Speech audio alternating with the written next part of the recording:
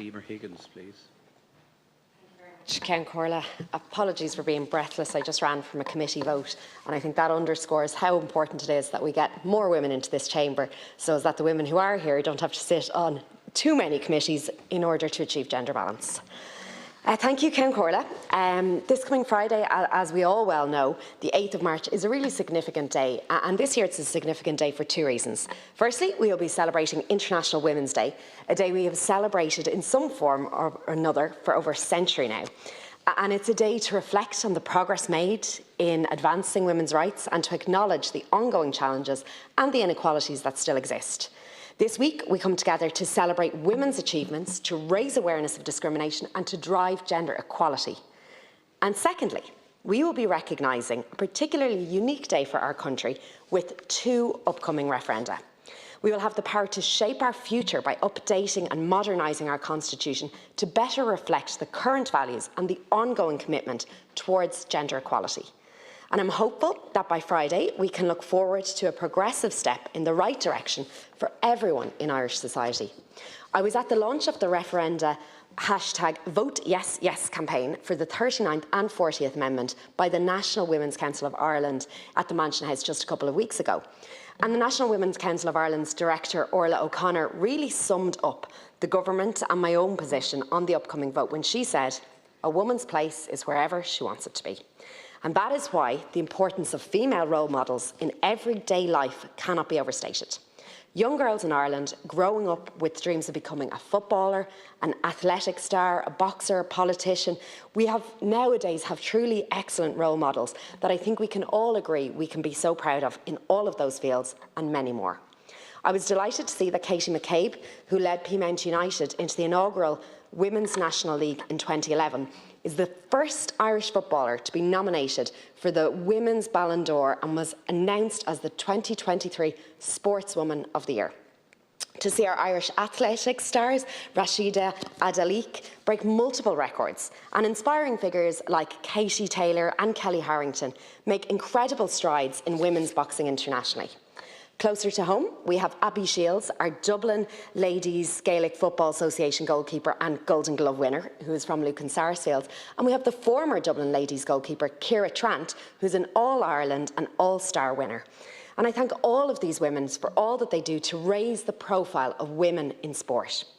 In my own field, it's really encouraging to see the number of women elected to the Dáil continue to grow and to see more women in ministerial positions and positions of leadership across political parties right across this House.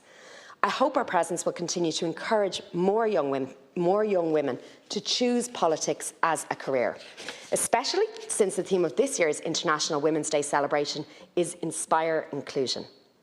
Having all voices and all perspective represented at the decision-making table is vital. And with that in mind, and with the local and European elections just around the corner, I want to note the current figures. 38% of our MEPs are women. 25% of our councillors are women. 23% of our TDs are women. That's 36 of the 160 deputies. And I hope that in a larger 174 Dáil that we'll have a lot more women come back then. There is still so much more to be done when it comes to bridging the gap to the 40% gender quota that political parties have signed up to. According to the 2023 report by the World Economic Forum on the global gender gap, Ireland has slipped from a 9th to 11th place out of 146 countries. Ireland's gender gap widened in economic participation and opportunity and political empowerment. And as equality spokesperson for Fine Gael, and having come from the corporate world into the Dáil, bridging the gender equality gap is something I'm really passionate about and I really believe we need to do. And that is not about giving jobs to people who don't deserve them. It is about recognising that on many occasions, women do not start off on a level playing field. And that's why I was delighted to have my private member's bill to introduce gender quotas at boardroom level accepted by government at second stage.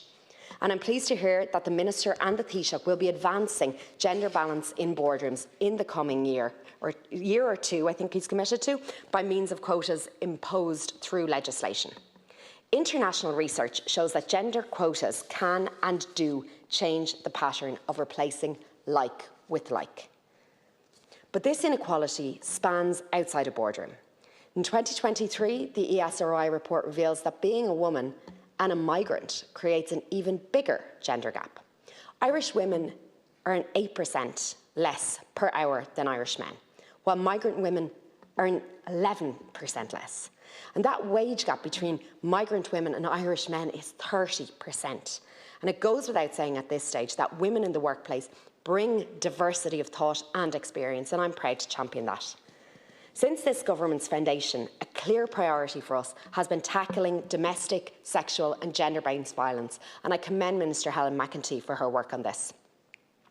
But as I sat down earlier to write this speech and to think about women in Ireland, I couldn't help but be drawn back to the women of Palestine.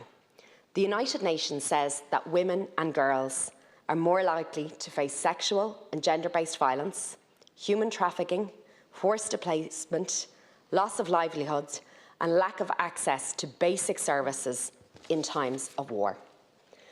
The Al-Amarati Hospital in Rafah is the only remaining facility that provides maternal health care to pregnant women who've been forced to flee their homes. Around 500 babies are born in this hospital each month, and the situation there at this stage is unbearable. The World Health Organization estimates there are 50,000 pregnant women in need of care in Palestine. And UNICEF reports that 20,000 babies have been born since the war begun. A nurse in Gaza shared her absolutely harrowing story of performing emergency C-sections on 6 dead women, on 6 mothers who died before their child was born. And that is the reality on the ground in Gaza. And I just wanted to make sure, Ken Corley, that these women's voices weren't lost in this debate. To finish off, as we look at the voices of women abroad and women at home, and as we consider the upcoming referenda, I think we're affirming our belief in a society that values equality, respects diversity and supports the rights of everyone to live their lives how they want to. And that's about making sure that our constitution reflects the progressive and the inclusive values that we hold as a nation, and ensuring that Ireland continues to be a place where every individual can thrive and where every woman can choose her own place. And that's why I strongly urge everyone to get out and vote on Friday and to vote yes for care and yes for families, because in 2024, women are no longer hidden figures. We are out in front, we are beside each other, we are behind each other, and we are pushing the next generation. Gormagat.